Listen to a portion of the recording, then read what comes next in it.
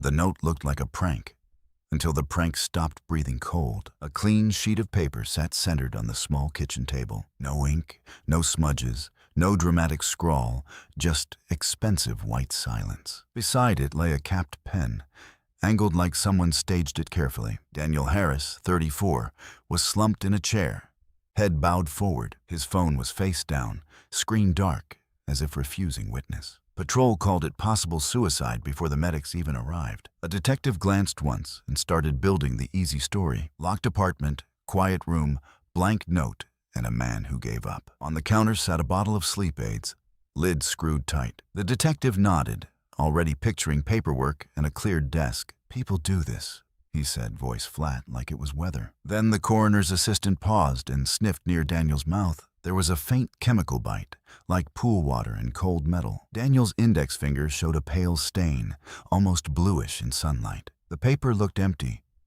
yet it felt heavy, like it carried secrets. In that stillness, the nothing on the table started to look staged. And staged things, in Sarah Lopez's world, usually meant someone lied. Sarah Lopez arrived when everyone else was already bored with the scene. Her jacket said crime lab, and her eyes said not so fast. She moved slowly, like the room might change if she rushed. The detective, Mike, gave her the short version with a shrug. "Locked door, blank note, dead guy," he said.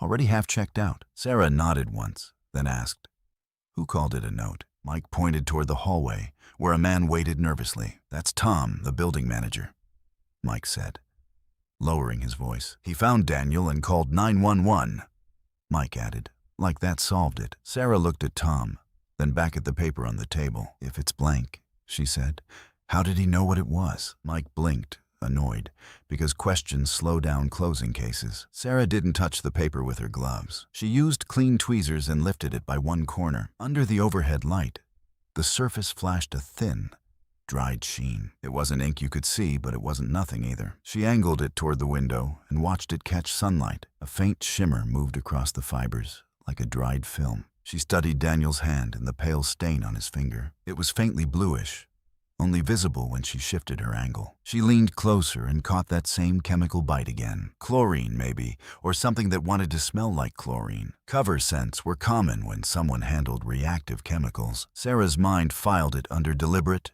not accident. She checked the deadbolt and the door frame carefully. No tool marks, no fresh scratches, no sign of forced entry. Then she noticed the chain lock hanging perfectly straight. Perfectly straight meant someone had aligned it on purpose. One link was twisted slightly, a tiny mechanical mistake. Someone had opened the chain, then reset it with care. Sarah stepped into the living room and listened to the silence. The apartment was too clean, like a hotel after checkout.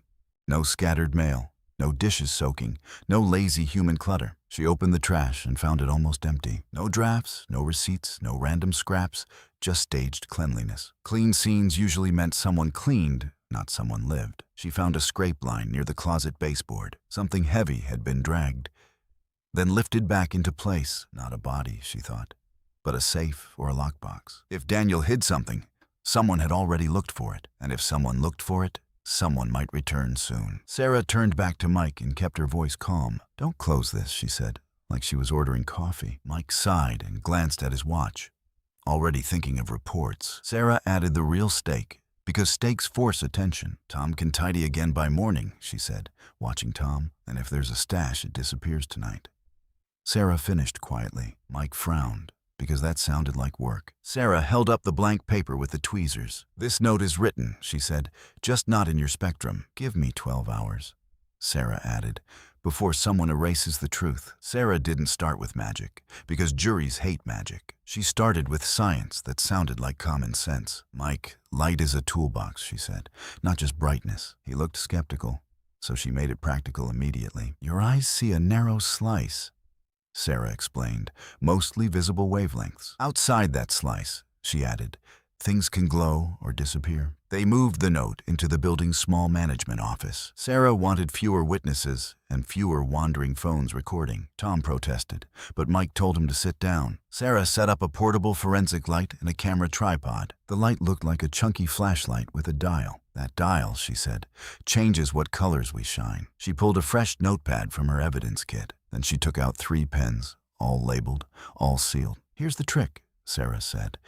Invisible ink isn't one thing. Different chemicals absorb and emit different wavelengths. She continued calmly. So one ink might show under UV, she said, another under infrared. Sarah uncapped the first pen and wrote hello on the notepad. The page looked blank, which made Mike smirk. Then she clicked the light to a UV setting. Under violet blue glow, the word lit up, bright and sharp. Mike's smirk fell off his face with satisfying speed. Some molecules absorb higher energy light, she explained, then re-emit lower energy. It's like charging a tiny battery, she said, then watching it leak photons. She switched the light off, and the word vanished again. Same paper, same writing, Sarah said.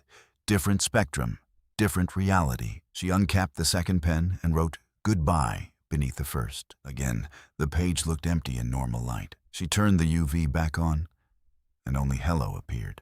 See that? Sarah said. UV doesn't reveal every ink. She changed the setting and placed a different filter on the camera. Now goodbye appeared, while hello faded into nothing. Mike leaned closer, finally interested. So it's not one invisible ink, he said, sounding annoyed. Exactly, Sarah replied. It's chemistry plus how we look. Some inks fluoresce, she continued. Some just absorb specific wavelengths. That absorption changes contrast, she said, especially with the right filter. She pointed at the camera screen, showing the two words switching. Court needs documentation, Sarah said, tapping the screen. So we photograph under controlled light, she added, with known filters. We log settings, she continued, so another lab can reproduce it. Mike nodded slowly, because that sounded like evidence, not theater. Sarah picked up Daniel's blank note with tweezers again. Now imagine this, she said, voice low but steady. Someone writes a message with ink A, she explained, then adds ink B elsewhere. One part shows under UV, she said, another only under infrared. To an untrained eye, she added, the message looks empty or incomplete. She looked at Tom, who was sweating through his collared shirt. And if someone knows the paper supply, Sarah continued, watching him, they can choose paper that hides ink better, she said, or makes it smear less. Archival cotton paper, she added, takes coatings differently than cheap printer sheets. Tom swallowed, like that sentence hit closer than it should. Sarah clicked the forensic light back to UV and aimed it carefully. The blank note stayed blank for one long second. Then faint strokes began to appear, like frost forming on glass. Mike inhaled sharply, because he finally saw writing where none existed. Sarah didn't smile, because the next problem was bigger. Finding it is easy, she said softly. Making it hold up is hard. Sarah kept the UV light steady, like she was calming a wild animal. Thin letters emerged, shaky at first, then clearer with each second. Mike leaned in, but Sarah held up a gloved hand to stop him. She adjusted the filter on the camera and snapped a timed sequence. Every photo logged settings, distance, and exposure, like a recipe. The first line finally read clean enough to parse. It said, not a confession, in tight, careful block letters. Mike exhaled, half relieved and half irritated. It's huge for us, she said. Not automatically huge for court. She pointed at the faintness of the strokes on the monitor. A defense attorney will call this pareidolia, Sarah explained calmly. They'll question our light, she added, our filters, our training, our bias. Mike frowned because he knew she was right. She examined the paper edges for indentations and pressure marks. She angled a second light low, grazing the surface sideways. No deep grooves appeared, which meant the writing was chemical, not pressure. Sarah bagged the note and turned to Daniel's kitchen again. If he wrote a warning, she said, there's probably a second piece. She scanned the table, the pen, the coaster, the placemat. Then she noticed Daniel's coffee mug, washed too clean for grief. A ring of faint residue clung near the handle, almost invisible. Sarah switched to a different wavelength and aimed at the ceramic. A thin line appeared along the mug's base, like a hidden underline. It wasn't a sentence, just 4 numbers and a letter. 713B, Mike read, confused and excited at once. Sarah photographed it, then lifted the mug into an evidence bag. That's not random, she said. That's a locator or a key, and it isn't on the note, Mike said, voice rising. Sarah nodded, because that mattered more than he realized. If this was suicide, she said, why split the message? People don't build scavenger hunts to kill themselves. She added quietly. They leave one simple note, she continued, or they leave nothing at all. Mike's face changed, because the story he wanted was collapsing. He looked toward Tom, who suddenly found the carpet fascinating. Tom cleared his throat, trying to sound helpful. Daniel liked puzzles, he said, a little too quickly. Sarah looked at him, letting the silence pressure his words. Does the building have storage units? She asked, voice casual. Tom nodded, then hesitated, like he regretted that nod. Basement cages, he said, and a records room for leases. Mike stepped closer to Tom, suddenly awake. Records room, Mike repeated, tasting the phrase like suspicion. Tom forced a smile, the kind people learn in customer service. Our leasing documents are archived, he said. Standard property management stuff. Sarah watched his hands, because hands tell the truth first. His fingers kept rubbing the same spot on his ring. Back at the precinct, Sarah ran the images through proper workflows. She printed contact sheets with metadata, then logged every step. She knew the next fight would be about process, not discovery. Mike called the DA's office, trying to sell urgency. The DA asked one question that made Mike go quiet. Can you prove it's not an artifact? The DA asked flatly. Sarah heard that question and felt the deadline sharpen. A hidden message meant nothing if it died on emotion. So she decided to build corroboration from outside the note. Find me Daniel's work history, she told Mike, and his recent contacts. She wanted motive, opportunity, and a chain to the hidden key. Science opens doors, but people still have to walk through. That afternoon, the pushback arrived, wearing a nice suit. His name was Paul Bennett, property counsel for the building's owner. He walked into the precinct like he belonged there. He carried a leather folder and a polite smile that never warmed. I'm here to ensure tenant privacy, Paul said, voice smooth, and to protect the company from unnecessary searches.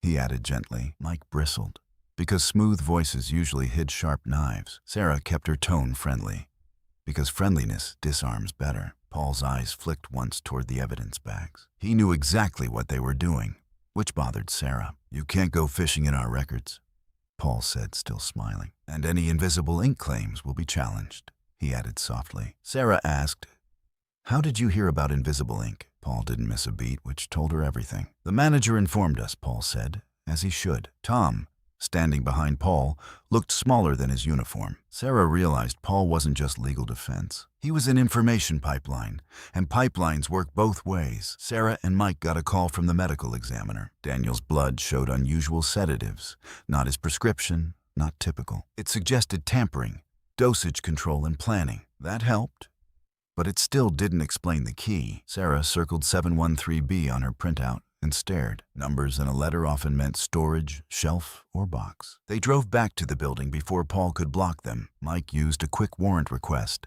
leaning on the toxicology update. But warrants take hours, and hours were exactly what they lacked. Sarah watched Tom fumble with his keys at the basement door. Tom, she said, if someone cleans tonight, evidence dies. Tom's jaw clenched, and he didn't answer immediately. The basement smelled like concrete and old cardboard. Rows of storage cages lined one wall, each with a padlock. At the far end sat a small archive room with metal shelves. Tom mumbled, that's leases and old paperwork, avoiding eye contact. Sarah scanned the shelf labels and found a section marked 2017. She saw Unit 713 in faded marker and felt her pulse jump. 713, Mike whispered, finally connecting it. And B, Sarah said, could mean box, binder, or bay. But without a warrant, touching anything was a legal minefield. Paul would shred them in court and call it contamination. Sarah looked at Mike and made the hard call out loud. We need this clean, she said, or we lose everything later. Mike cursed under his breath, because clean takes time. Sarah pulled out her phone and called the DA directly. We have imminent destruction risk, she said, keeping it tight. And we have corroborating toxicology suggesting homicide, she added. The DA hesitated, then gave conditional approval for an emergency hold. Document everything, the DA warned, and expect a hearing tomorrow. That warning was the price, and Sarah felt it fully. Tomorrow meant public, and public meant Paul would show up smiling. Their spectral ink method would be dissected under bright courtroom lights. Sarah would have to explain wavelengths to people who hate science, and if she stumbled, Daniel's killer would walk. Still, Sarah nodded and said, understood, because fear wasn't an option. Mike posted an officer at the archive room door. Tom watched, pale, like the building itself was judging him. Sarah labeled the shelves from a distance and photographed every angle. She didn't touch a single binder until the warrant arrived. Science bought us the clue, she told Mike quietly. Now, procedure has to bias the conviction, she finished. The warrant came through just after midnight, stamped and unforgiving. Sarah felt relief, but it didn't last long. Paul Bennett showed up anyway, coffee in hand, smile still polished. He acted like court paper was a minor inconvenience. Mike read the warrant aloud, slower than necessary, to irritate him. Paul listened politely, then said, "We'll be watching your chain." Sarah chose gloves, fresh sleeves, and a sealed evidence cart. She treated the archive room like a surgery, not a closet. "Unit 713, she said, scanning the shelf labels again. 3 binders sat there, each marked with a year and initials. The second binder had a tab labeled B, like a quiet wink. Sarah photographed it before she even touched the spine. Inside were lease copies, incident reports, and maintenance requests. It looked boring, which was exactly how secrets like to dress. Halfway through, Sarah found a page that seemed oddly thick. A second sheet had been laminated onto it, perfectly aligned. She aimed the forensic light and changed the wavelength carefully. A glowing line appeared, thin as a spider's thread. The hidden ink formed arrows, not words, like a map legend. It pointed to 3 items inside the binder, spaced far apart. A maintenance invoice, a keycard log, and a complaint email printout. Under visible light, they were normal paper. Nothing suspicious. Under UV and filtered imaging, each held a fragment of a route, not street directions, but steps, like start here, then go there. Mike frowned, reading the glowing marks as they appeared. "This isn't a confession," he said, voice lower now. "It's instructions," Sarah answered, feeling the room tighten. She followed the arrows to the maintenance invoice first. In invisible ink, beside a vendor number, sat a short code. The same code appeared on the keycard log, but with different spacing. Sarah copied the codes onto a clean sheet, line by line. They looked like random letters, but patterns began to emerge. Daniel hadn't written "I'm sorry" or "I can't go on." He'd built a breadcrumb trail that survived casual searches. He'd hidden it inside paperwork nobody reads twice. And he'd split it across spectra, like layered locks. Sarah flipped to the complaint email printout and felt her stomach drop. The email was from a tenant, dated 6 months earlier. It mentioned after-hours maintenance and strange access in the basement. Under infrared imaging, the margins showed a second message. It read, "Check camera backup. Office safe. Tuesday rotation." Mike stared at it, then looked at Paul, who stayed quiet. Sarah's voice stayed steady, but her mind sprinted. Daniel wasn't confessing to anything. He was warning someone. He was pointing to evidence of an operation inside this building. Keycard manipulation, falsified maintenance work, and controlled access windows. A scheme that needed records and someone who could edit them. An archivist, a lawyer, or both, working together, Mike whispered. He got killed for this. Sarah nodded, because the logic lined up too cleanly. Daniel had discovered the route, or built it, or both. He tried to hide it in plain sight, using spectral ink. Someone found him before he could hand it off safely, so they staged suicide, then hunted for the missing trail. Paul finally spoke, tone careful, almost parental. "These are interpretations," he said, "and interpretations don't convict." Sarah turned her camera screen toward him without emotion. "These are reproducible images," she replied, "with documented settings. And this is motive," Mike added, "because someone panicked." Sarah closed the binder and sealed it in evidence packaging. The twist wasn't that Daniel wrote nothing. The twist was that Daniel wrote a map to something explosive, and the blank note on the kitchen table was only the entrance. Whatever waited at the end of that route had a price, and Daniel had already paid it with his life. Sarah followed Daniel's route like it was a bomb manual. Step by step,